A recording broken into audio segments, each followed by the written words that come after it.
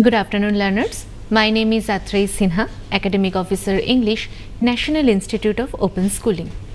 Today we will read the lesson The Last Stonemason Part 2, which is included in our Secondary English Course 202 as lesson number 13. We have already read the story in our last class, and we have learned that this is a story of an old stonemason who is the last in his family to practice stone carving. He carved statues of gods and goddesses with great devotion.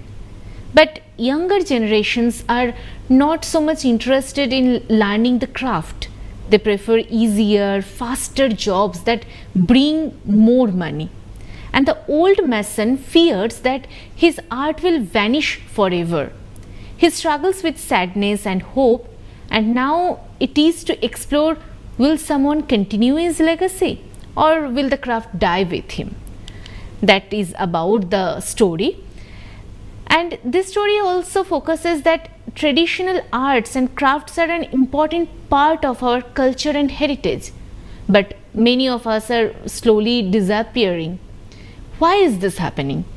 Skilled artisans often struggle to earn a living, and younger generations are more interested in mass production, which brings in more money. This story, The Last Stonemason by Sigrun Srivastava, explores the conflict between tradition and modernity. It tells the tale of an old sculptor who dedicates his life to his craft, even when his son chooses to leave it behind for a more profitable future. Through this lesson, you will reflect on the value of traditional skills, the importance of dedication, and the role of passion in mastering an art. The story revolves around the three characters, the Masterji, Gopal, the son of that Masterji, the old stonemason, and Selim. The father, the Masterji, the old stonemason, is deeply devoted to his traditional craft of sculpting, believing it to be a service to God. However, Gopal, his son, is frustrated with the hardship of this profession and leaves his father to seek better financial opportunities in Agra. The story highlights the conflict between tradition and modernity represented by the old stonemason and Gopal, his son, and ends with an unexpected successor, Selim, the young servant boy who secretly learns the craft and carries forward the legacy just like Eklavya. The story opens with Gopal, frustrated with his life as a stonemason. He angrily throws down his tools, a hammer and a chisel. He is in frustration and rejecting the family profession and cried to his father, "I am leaving you, father, I am leaving you and your work." He then blames his father's work for their poverty and struggles. Look what it has brought us. So Gopal points out at their living conditions to emphasize his point. The description of the small, dark and cluttered home followed by highlights their financial struggles. Gopal feels that the work his father is doing has not provided them with a good life. He believes there is no financial security in carving statues only. The father, the old mason, remains calm despite his son's anger. He stared at his son. When he speaks, his voice is trembling, but he had not lost its usual gentleness. He then tells to his son that he values the spiritual and artistic fulfillment of his work rather than monetary rewards. Just the juxtaposition of the son, Gopal. Gopal now tries to convince his father that the world has changed. He suggested that they must start mass producing items like all the other people in Agra are doing, instead of spending so much time and effort on detailed sculptures for temples. When Gopal insists on mass producing cheap items instead of continuing the family's traditional art of sculpting, the old mason disagrees strongly with his son. but doesn't yell or argue. Instead, his body language shows his silent resistance and deep disappointment. The lines around the old man's mouth tightened, as Sigrun Srivastava writes. This line also reflects pain and sadness because he had hoped Gopal would carry forward their family tradition, as he is the only next generation of their family. But his son is rejecting it. Then the old mason refuses to abandon the family's traditional craft. He believes in preserving the art that has been passed down for generations. He is disappointed that his son doesn't want to continue the tradition. However, Gopal still insists that mass production of smaller items such as candle stands, paperweights, ashtrays and plates would be more profitable. He is frustrated by his father's unwillingness to change. In anger, he leaves home, abandoning both his father and their traditional craft. Now, the father, the stonemason, the old stonemason, is left alone with his unfinished work, a marble statue of Radha and Krishna. The statue of Radha and Krishna symbolizes devotion, love, and tradition. In a way, his sadness, the old mason's sadness, is reflected in the unfinished sculptures representing his broken dream. The old man is deeply hurt, but doesn't stop his son from leaving. Instead of responding to his son's goodbye from the door, he turns to prayer. He is seeking strength from the God. So he sat still. He remains silent. His reaction, this kind of reaction, this calm reaction, shows both his sadness and his acceptance of his son's choice. Selim, on the other hand, the young servant boy, notices the old man's sadness and exhaustion. He entered the workshop, the room. His voice was filled with concern. He brings tea as a small gesture of care and respect to the old mason, his teacher. The old man lifted his head. He had a pale face and looked old and tired. His pale and tired appearance contrasts with his earlier strong dedication to his work. Now, time and struggles have weakened him. He is now lonely and suffering. Then the old mason acknowledges that his traditional craft is disappearing. He will be the last stonemason.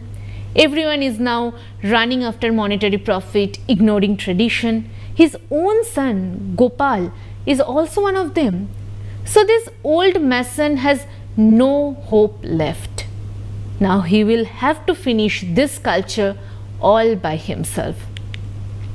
He reflects both his determination and his loneliness after his son Gopal leaves. He is deeply disappointed as Gopal chose money over tradition.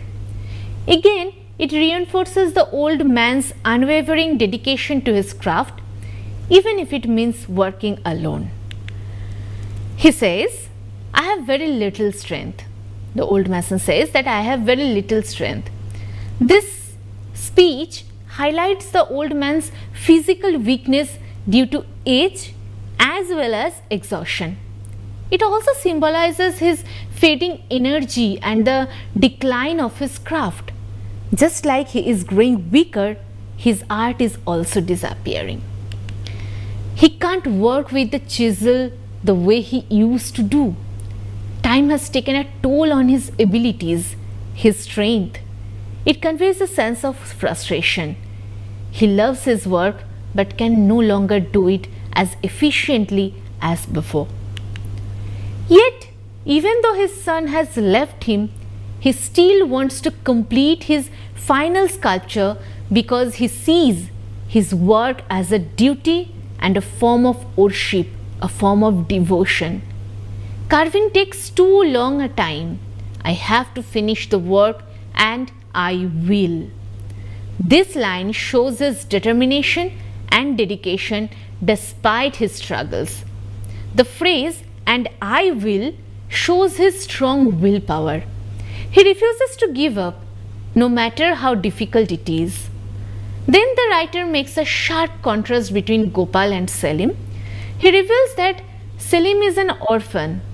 The fact that Selim is orphan makes him different from Gopal. Selim doesn't have a family, yet he stays with the old man, with whom he doesn't have any blood relationship. And Gopal, his own blood, his son, has left his family behind as well as his old father. Selim offers the tea and encourages the old man to keep going. He's trying to boost the old man's confidence and support his willpower. It shows Selim's deep respect and admiration for this old mason. Despite his difficulties, the old man refuses to give up his art.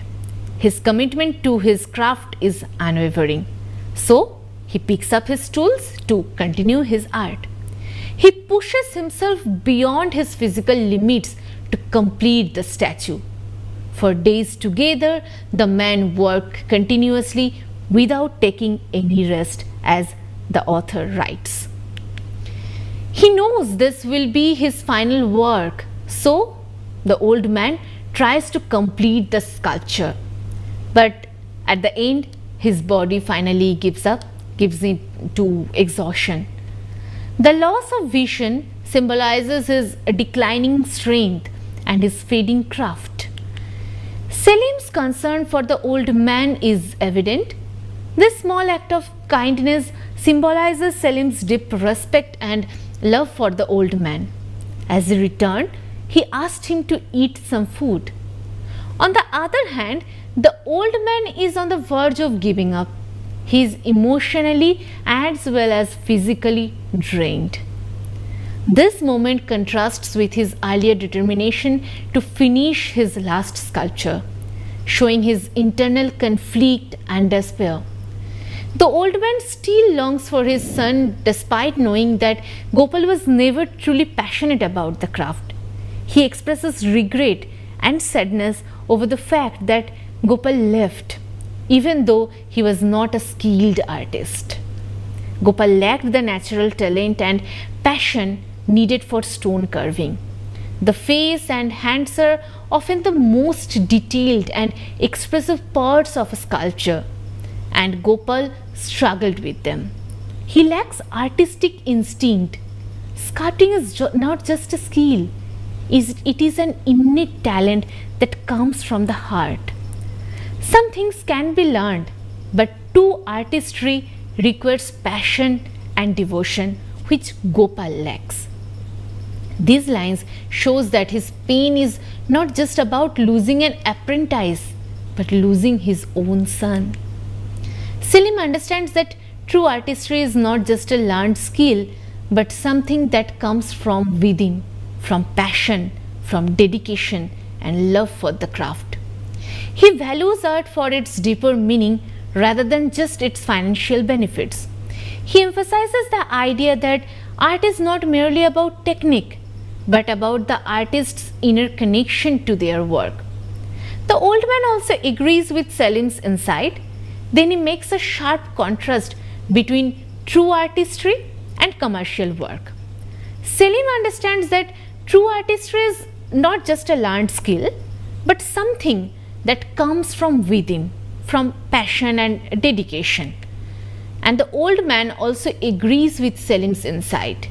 Then he makes a contrast between artistry and commercial work. Selim persuades the old man to eat, showing his care and responsibility towards him. The food revives the old man's strength and allows him to return to work.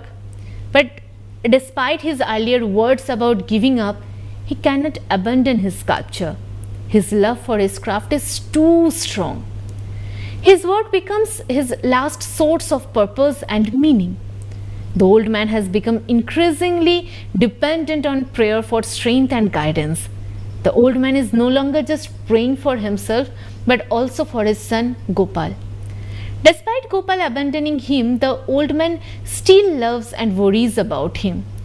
He prays for help and strength, suggests that he knows he is reaching his limit but is determined to finish his last sculpture.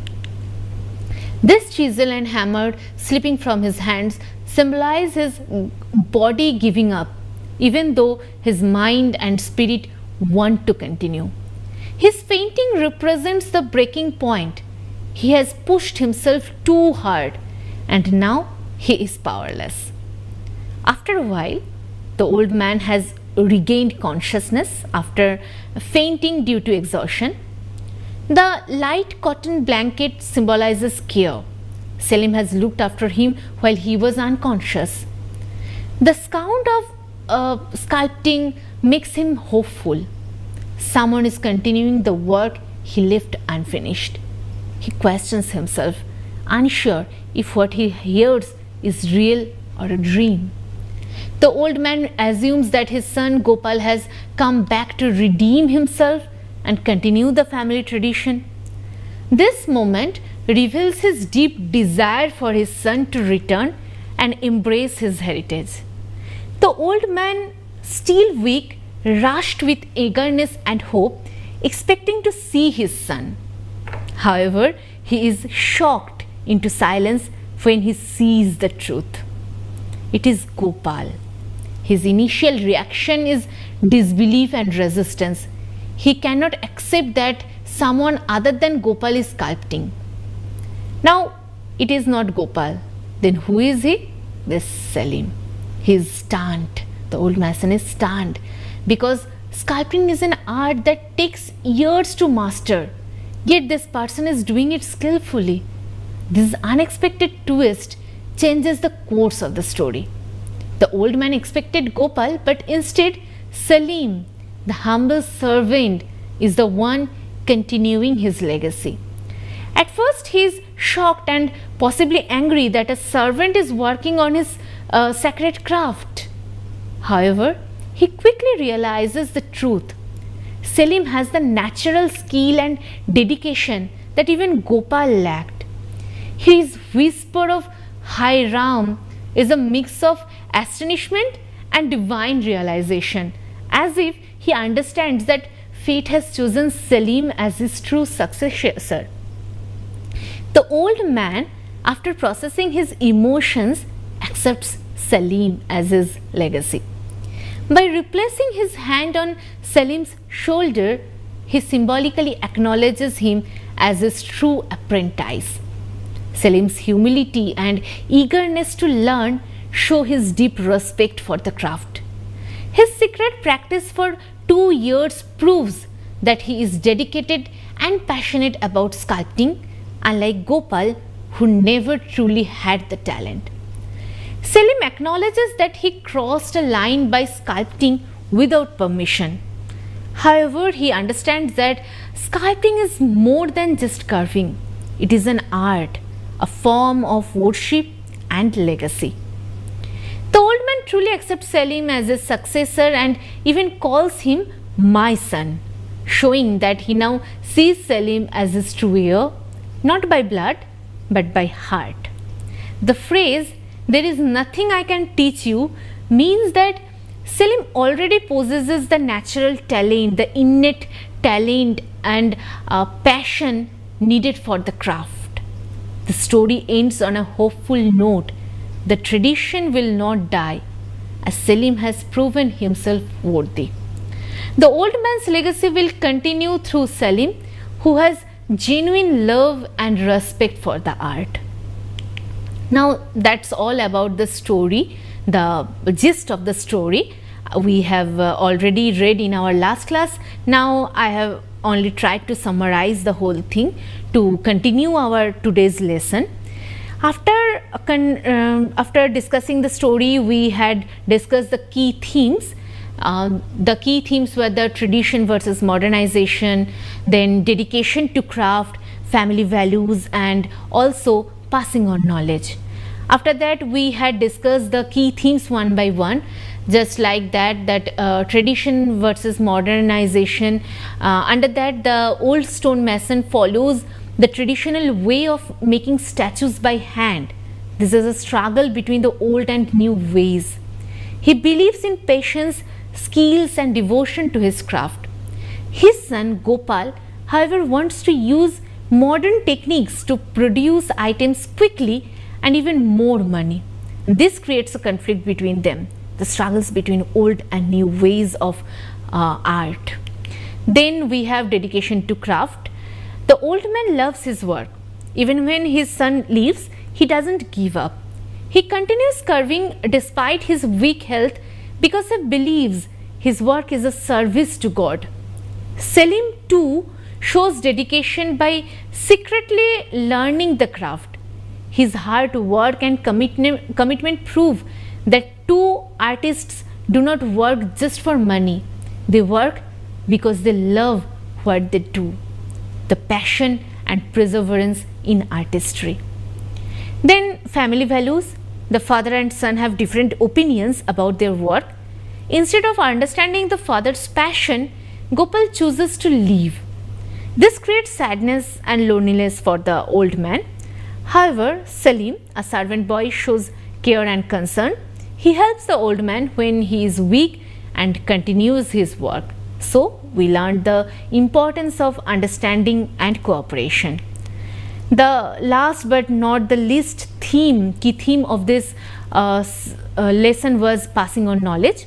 The old man wanted his son to learn the craft and continue their family tradition, but Gopal was not interested. Surprisingly, Selim, the servant boy, had been secretly practicing for years.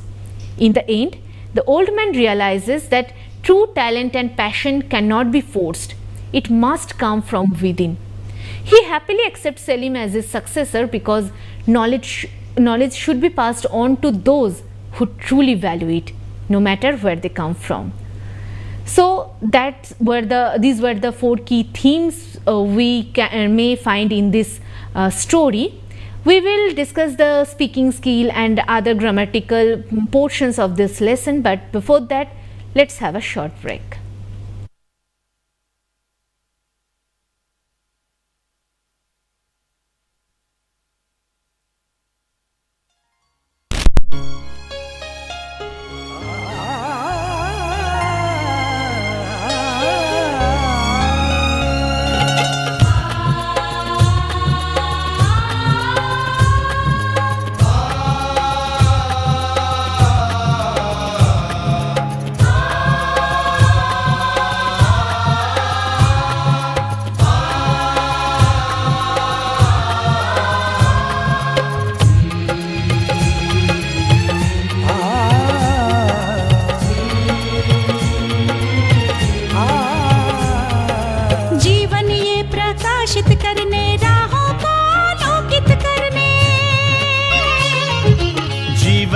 प्रकाशित करने राहों को आलोकित करने हम अपना दीपक स्वयं बने हम अपना रास्ता स्वयं चुने हम अपना दीपक स्वयं बने हम अपना रास्ता स्वयं चुने जीवन ये प्रकाशित करने राहों को आलोकित करने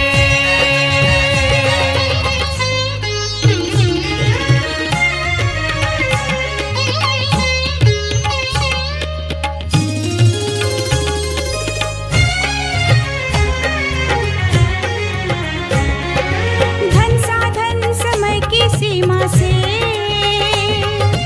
विद्यालय जो मुक्त हो धन साधन समय की सीमा से विद्यालय जो मुक्त हो कभी पढ़े हम कहीं पढ़े वे विषय की लोच से युक्त हो कभी पढ़े हम कहीं पढ़े वे विषय की लोच से युक्त हो मित्रों हम उठे और जागे मंजिल आने की ध्वनि सुने हम अपना दीपक स्वयं बने हम अपना रास्ता स्वयं चुने जीवन ज्ञान ये प्रकाशित करने, राहों को आलोकित करने।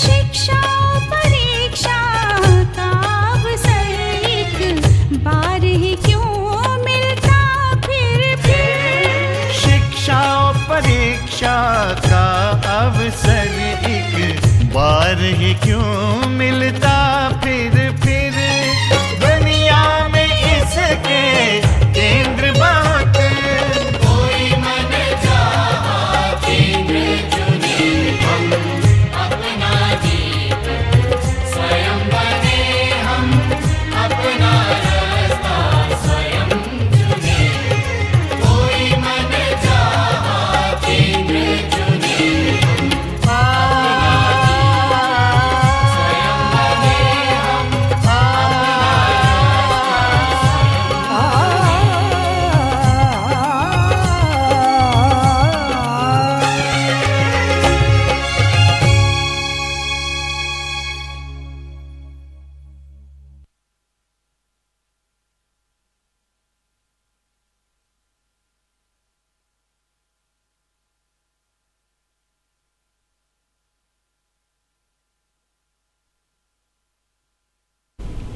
Welcome back, learners. We were reading The Last Stonemason by Sigrun Srivastava, which is included in our secondary English course.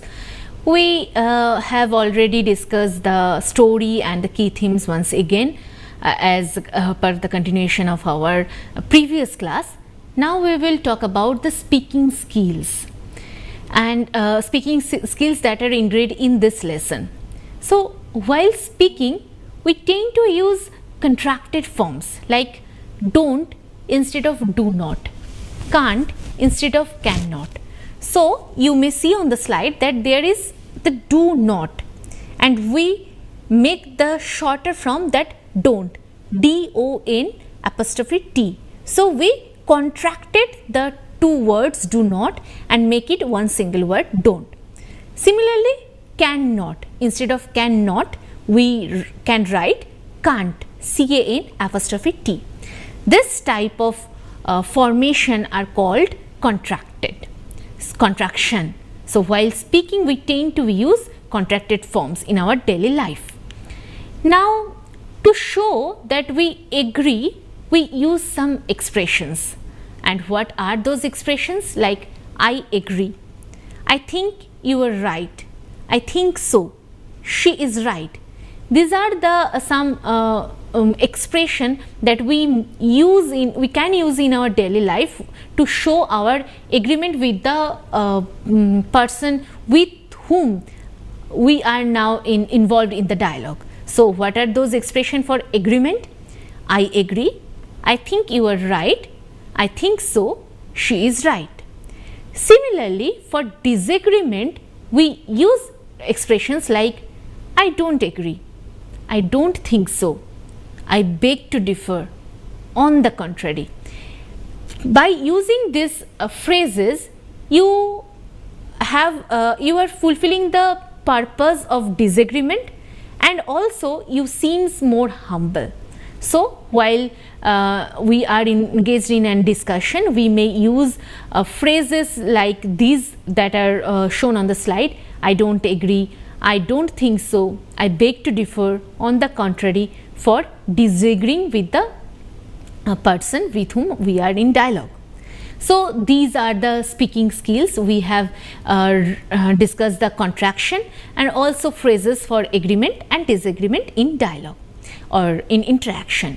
Now, moving on, we have a grammar portion, and in grammar portion in this lesson we have present perfect tense, adverbs of manner, non-finite verbs, forming interrogative sentences. These four are the tools that we may learn from this lesson as grammar portion.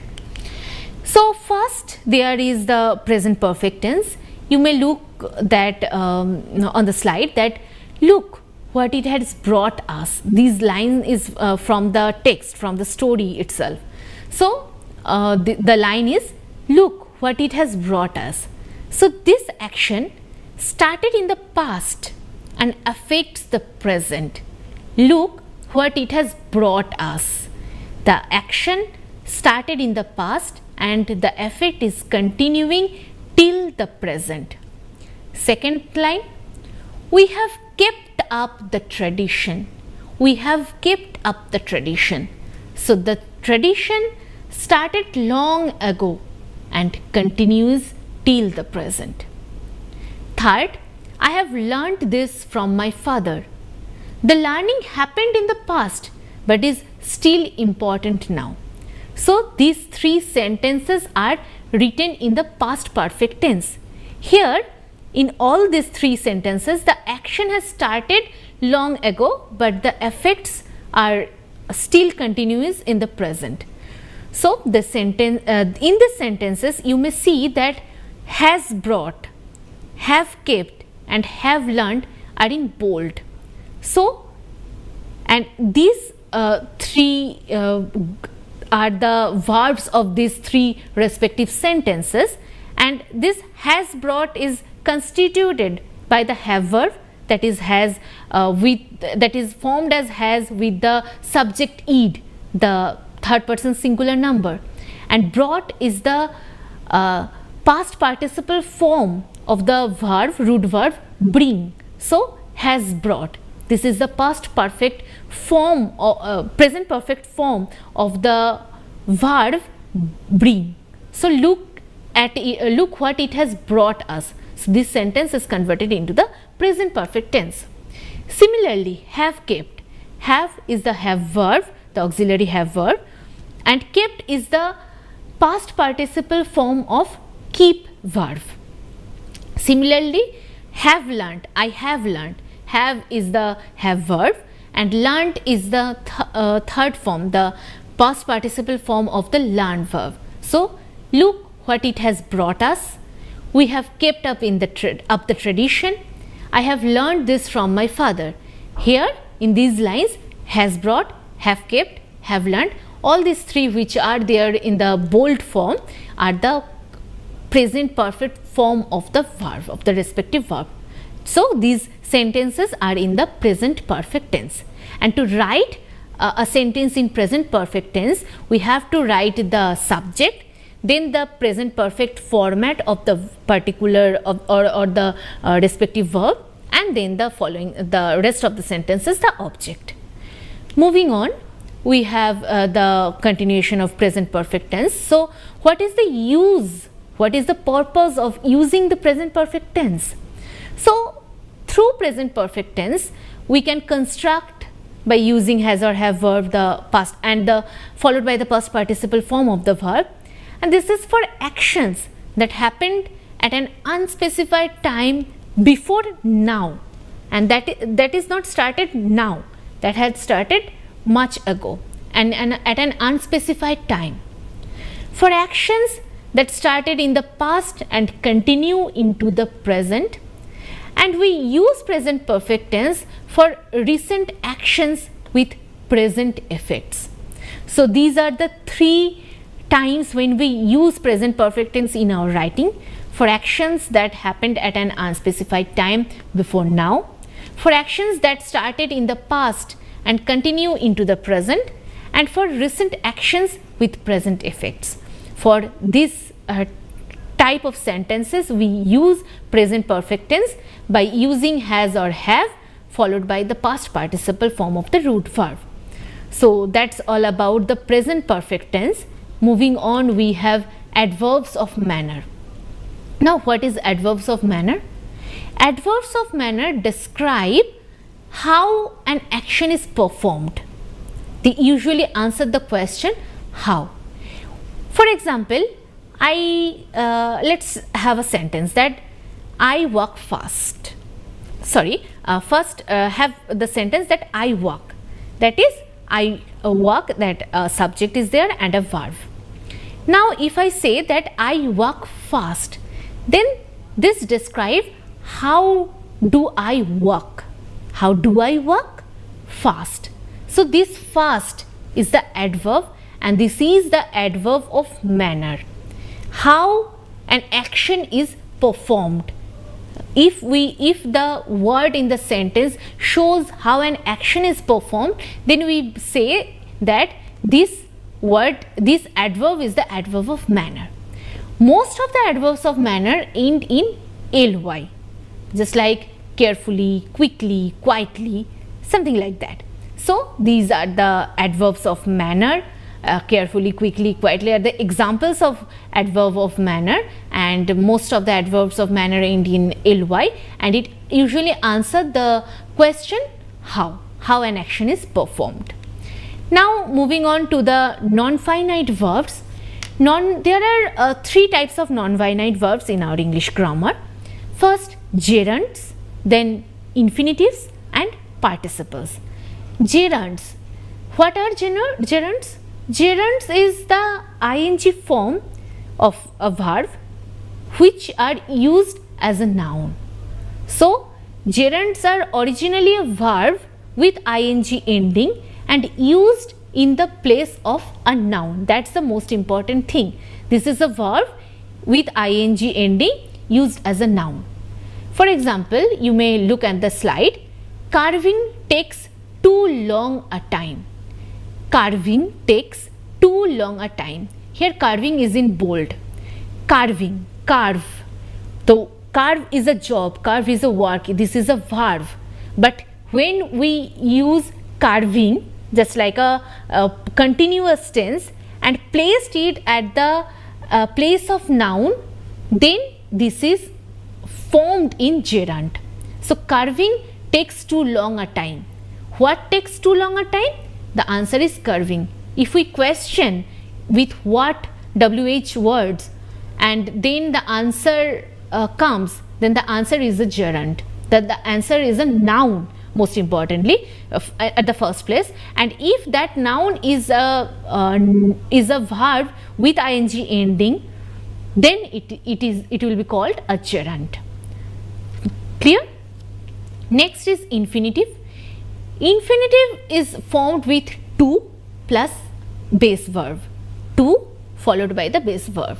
For example, he wants to learn sculpture. He wants to learn sculptor. So, to learn is in bold. You may see that he wants to learn. Now, learn is a verb, but learn is following the to, the preposition to. So, to learn becomes the infinitive. He wants to learn sculpture. Now, the final one is participle. What is participle? ing or ed form used as an adjective. So, just like gerund, participles are also verb with ing and ed ending, but used at the place of adjective.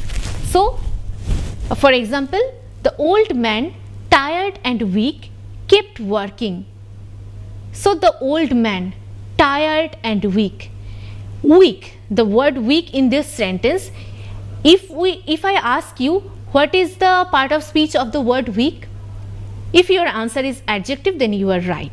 So, just like weak is the adjective of this sentence, tired is also the adjective of the in this sentence. But tired is also a verb and it is the ed form, the past participle form of the tired verb. So, tired is used here as the participle. The next sentence is, the shining marble was smooth. The shining marble was smooth. How was the marble? The marble was shining. How was the marble? The shining marble. So, the word shining is describing the marble. Just like the word tired and weak was describing the old man, just like that, the word shining is describing the marble. So, marble is a noun. So, shining is an adjective. But shining is an ing form of the verb shine and used as an adjective. So, this is participle. The shining marble was smooth. Here, the shining is a participle. But I may say here one more thing, that is participle is of two kinds. One is present participle and the other one is past participle. If the adjective is ended or the participle is ended with ing, then that is the present participle form, and if the participle is ending with ed form, then it is the past participle form. Alright. So, there are three types of non-finite verbs: gerunds, infinitives and participles. Gerund is usually a noun, infinitives is to plus base verb, and participle is used as an adjective. Moving on to the forming interrogative sentences, there are two type of questions, two type of interrogative sentences. One is yes no type of questions and the second one is WH questions. What are the yes no questions? The questions that will be answered with yes or no. Did Gopal leave his father? Yes or no? The answer will be yes, as we know the story, but the question could be yes, or the answer would be yes or no, right? So, did Gopal leave his father? The answer will be yes and no. So, these type of questions are yes no questions. Another type of question is WH questions. WH questions begin with what, why, where, when, who, how, to get detailed answer. Not like the yes and no type of answers, it gets detailed answers. And these words are to form the questions, these words are started with WH, so these are the WH questions, they are termed as WH questions. For example, why did Gopal leave his father? If I ask you, did Gopal leave his father? You said yes. Now I am asking you, why did Gopal leave his father? So, I claim detailed answer. So, I have used here the WH questions. To get the yes no answer, I use the yes no type of questions, and to get the detailed answer, I used a WH question. Alright. Now, moving on to the writing skill portion, we have report writing in this lesson. So, how to write a report? To write a proper report, we must have a title, and the title should be clear and informative. Then in the body of the report, there should be an introduction, and that introduction will state the purpose of the report, provide background information and briefly explain the topic of report. So, these will be there in the introduction section, the introduction paragraph. Then we have the main body of the report, and the main body includes details and the findings. The information should be divided into paragraphs and relevant headings as needed, and should include facts, observation and if applicable the interviews. So, these are the format of the main body of a report. And then we have conclusion. Conclusion summarizes the main points of the report and gives recommendations if required, and should be concise and to the point. So, this is the format of a report writing. There should be a title, then the introduction, the main body, and last there should be a proper conclusion that summarizes the main point in concise and to the point manner. This is the report writing format. So, let us have a glance at the story, The Last Stone Mason. The traditional crafts are valuable and must be preserved. We have learned this from this story. True passion for a skill leads to mastery. Encouragement and learning can come from unexpected places. And the story teaches us about respect for dedication and hard work. So, the story shows that there are often differences in young people's ideas and opinions and older people's ideas. Do these differences cause problems between young and old people, between parents and children? This is a story about a difference of opinion between the old man and his son Gopal, and what happens as a result. The old man makes statues, he is a sculptor, he is poor, but he loves his work. He believes that making statues of gods and goddesses out of stone is like worshipping God, because this is the work God wants him to do. He makes each statue lovingly and patiently. He wants his son to learn the same art and continue the family tradition. But his son thinks that carving statues for temples by hand takes too long and doesn't help them earn much money. He wants to make things that will be easier and faster to carve, so that he will be able to make them in large numbers for rich tourists to buy. In this way, it will be possible to earn much more money and end their poverty. He says goodbye to his sad father and the family profession and leaves his home angrily. After his son leaves home, the old stonemason is sad and upset. Selim, the young boy who works for him, finds the old man in a very bad state of health and emotionally stressed after his son leaves home. The old man is tired and weak. He worries about how he will complete the statue without help from his son, even though he knows that his son is not a very good sculptor. Selim takes care of the old man and brings him tea and food to give him strength to finish the statue he is carving. The old man works day and night without any rest for several days. Even though he is extremely tired, he continues to work and finally, early one morning, he faints. When the old man opens his eyes, he finds himself on his bed. He hears someone working with a hammer and thinks that his son Gopal has come back home. He feels happy. He thinks that with Gopal's help, he will now be able to complete the statue he is carving. But he finds that it is not Gopal, but Selim, who is working on the statue with the hammer. He is surprised because he has never taught Selim how to carve statues. Selim looks at the old man and explains that he wants to help him. He says that he has been practicing carving on his own. He is willing to learn from the old stonemason if he teaches him now how to do it. The old man is full of admiration and respect for Selim. The old man recognizes Selim's talent and will to work hard and excel.